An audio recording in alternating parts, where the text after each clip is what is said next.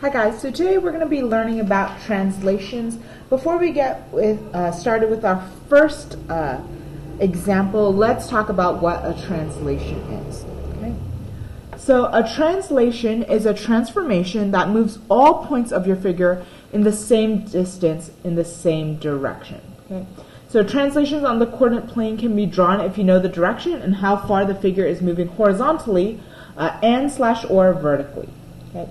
So for the fixed values of a and b, a translation moves every point, so p, x, y, right? And all you're going to do is, however much it's moving left or right, you're going to add that to your x, and however much it's moving up or down, you're going to add that to your y, or the rule can also be written like this. Okay? So let's get started with number 1. Okay?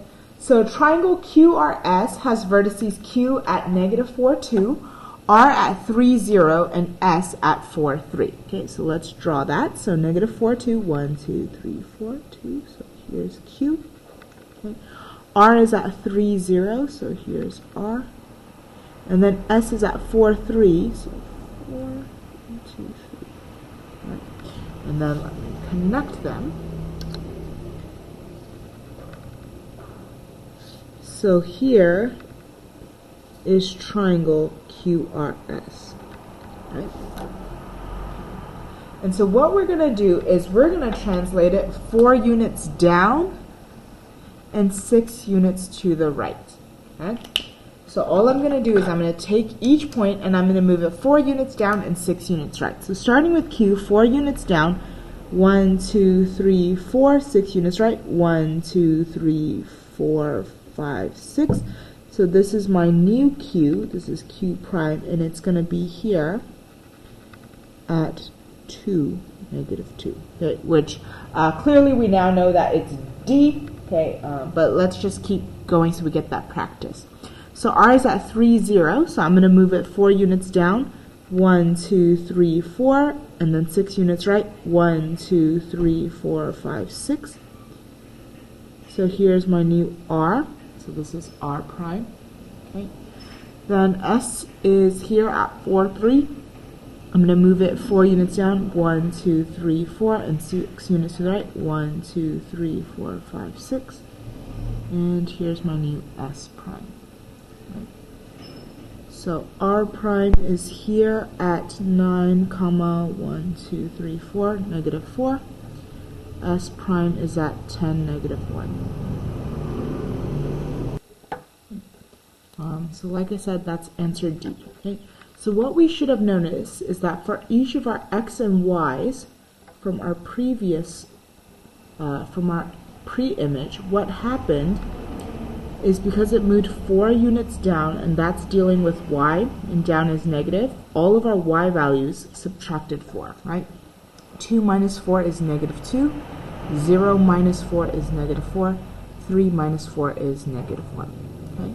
And then since each of these points moves 6 units to the right, and that deals with X, and right is positive, so for all of our X values, we added 6, right? So -4 plus 6 is 2, 3 plus 6 is 9, and 4 plus 6 is 10. And so that's how we can get our points for our image without having to necessarily graph it, okay? And what that means then is that our translation is also here. You notice that it looks exactly the same, just in a different position. So our translation is also a congruence transformation. It's also considered an isometry. Okay? So why don't you try CYP1 on your own, and then once you're done, come check your answer. Okay, what you should have gotten is G, K prime is at -1, 0. If you got that right, you can move on to the next example. If not, here is your explanation. Okay, so here's my quadrilateral, is JKL. It's translated 3 units to the left and 5 units down. I want to know where K prime is. So if I have a graph, all I have to do is go 3 to the left, 1, 2, 3, 5 units down. Okay, and that's how I can get it. If I'm not graphing it, how I can figure out the new coordinates is if it's 3 units to the left, left deals with X, okay, and left is negative, so that's why it's X minus 3. right? That's where this minus 3 comes from. So all I have to do is take the x value and subtract 3. So 2 minus 3 is negative 1. Okay? And then, if it's moving 5 units down, down deals with y values, and since it's down, that's negative, and so that's why it's y minus 5. So all I do is take the y value 5, subtract 5, and that gives me 0, and that's why it's at negative 1, 0. Okay, so the next one here, example 2.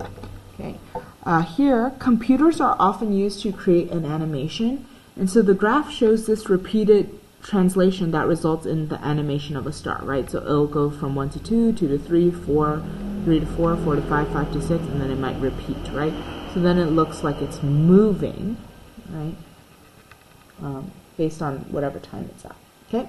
So here it asks for the translation that moves star 1 to star 2, okay? So we want to figure out how does it go from negative 5, 1 to negative 3, 1.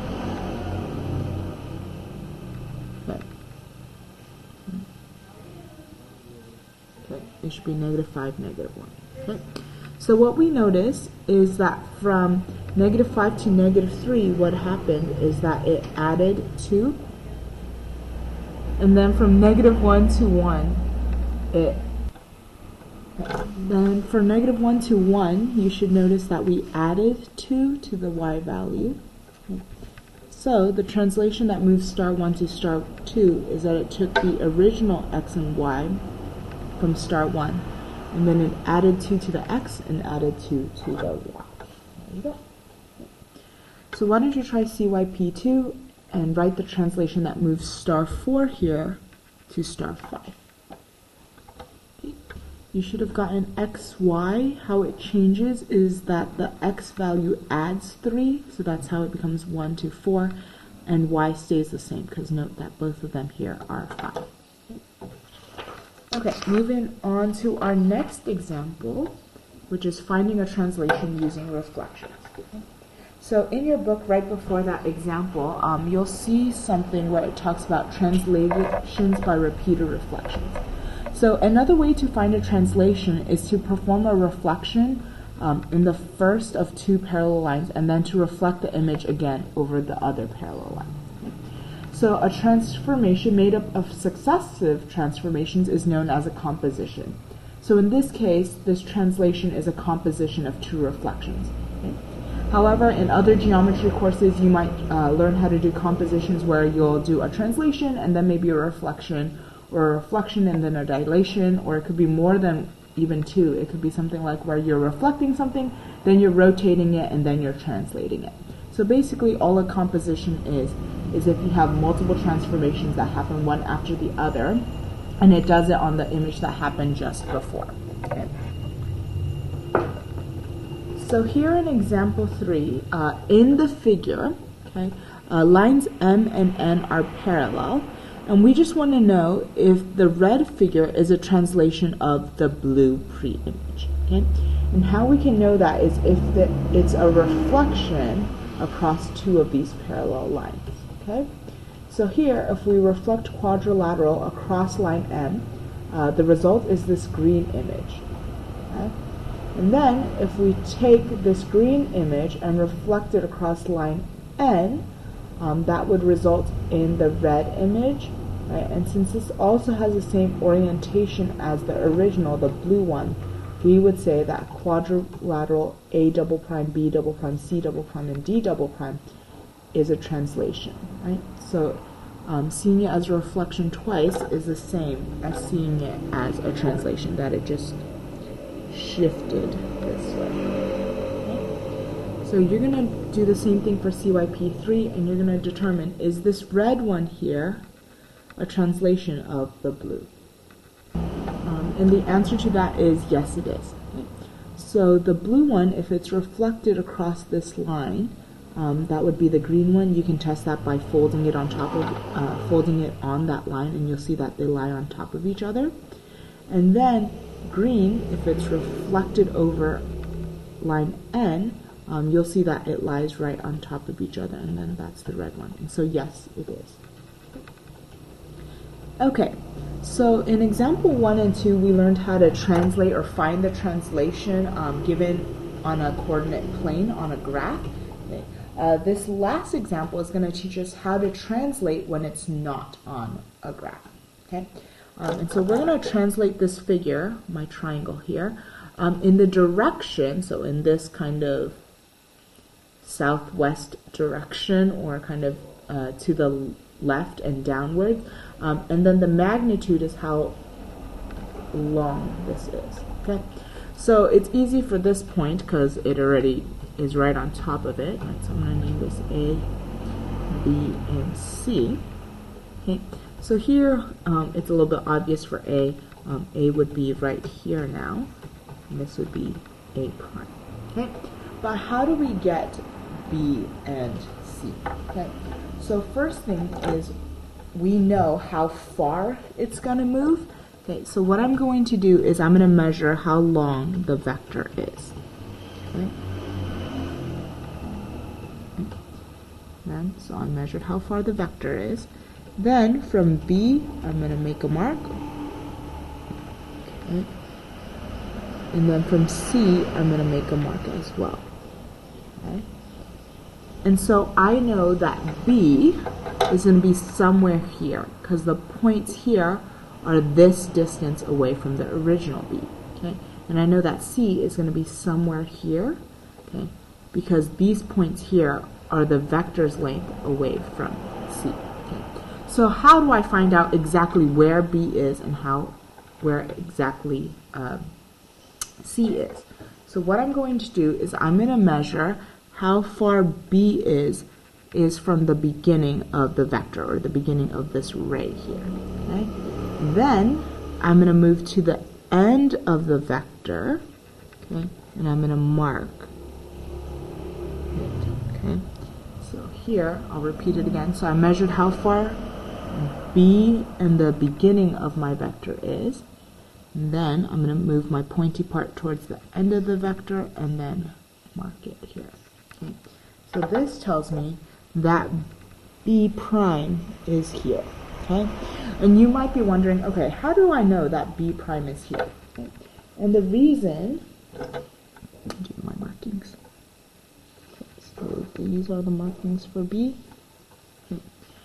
The reason why is because really what this does is it creates a parallelogram. Not a very good one, okay, but it's supposed to basically create a parallelogram.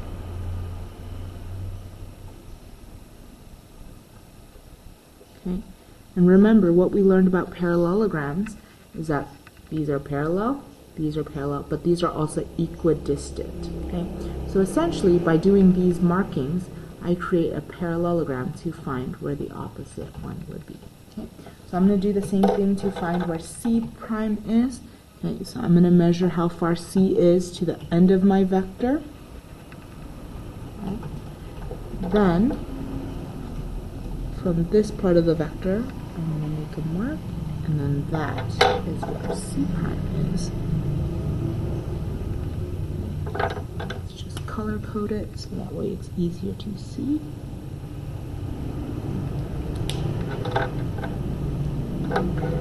So then, now I just connect A prime, B prime, and C prime.